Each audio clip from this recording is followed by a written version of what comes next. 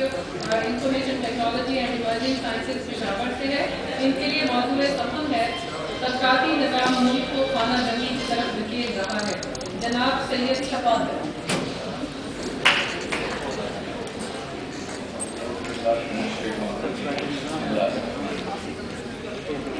ربي اشرح لي صدري ويسر لي امري واحلل عقدة من لساني يفقهوا قولي. جناب صدر، آج مجھے جس عنوان پر بولنے کی دعوت دی گئی ہے وہ ایک عنوان نہیں، ایک ایسی اٹل سچائی ہے جو کہ آج منہ کھولے ہمارے سامنے کھڑی ہے اور ہم ہیں کہ اس سے نگاہیں چراتے ہیں.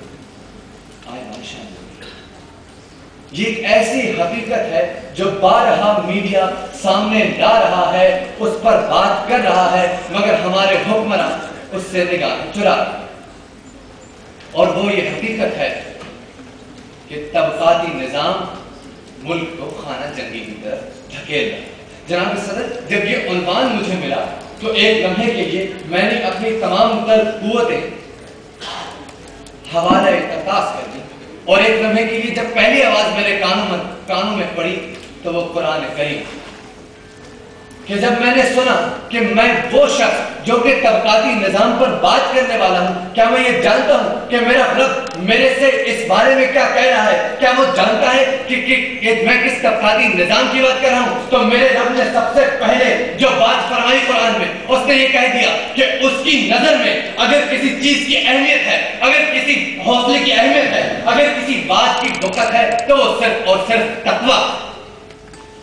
ایک لمحے کے لیے میں ٹھٹک جاتا ہوں اور جب سوچتا ہوں کہ کیا تقویٰ کی بنیاد پر میرا ملک خانہ جنگی میں دھکیل دیا جائے گا، کیا مذہب کی بنیاد پر میرا ملک خانہ جنگی میں دھکیل دیا جائے گا، تو جگہ مجھے ایک آواز آتی ہے اور قرآن کریم میں سورہ البقرہ کی آیت میرے سامنے آتی ہے کہ مثلہم کمثل الذی استوقد النار فلما اضاءت ما حولہ ذهب اللہ بنورہم وترکہم فی ظلمات لا یبصرون صم بکم عمی فہم لا یرجعون. ان کی مثال اس شخص کی ہے کہ جس نے ایک آگ جلائی اور جب وہ خوب روشن ہو گئی تو اللہ نے اس سے اس کا نور سلب کر دیا اور دھکیل دیا اس کے اندھیروں میں تاکہ وہ رجوع نہ کر سکے. وہ اندھے، وہ گونگے، وہ بہرے، جو کبھی رجوع نہیں کریں گے.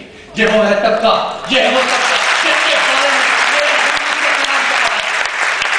یہ ہے وہ طبقہ جو خود کو طالبان کہہ رہا ہے، یہ ہے وہ طبقہ جو خود کو بم باندھ کر اڑا رہا ہے، معصوم لوگوں کے جسموں میں بال بیرنگ سے پھینک کر رہا ہے.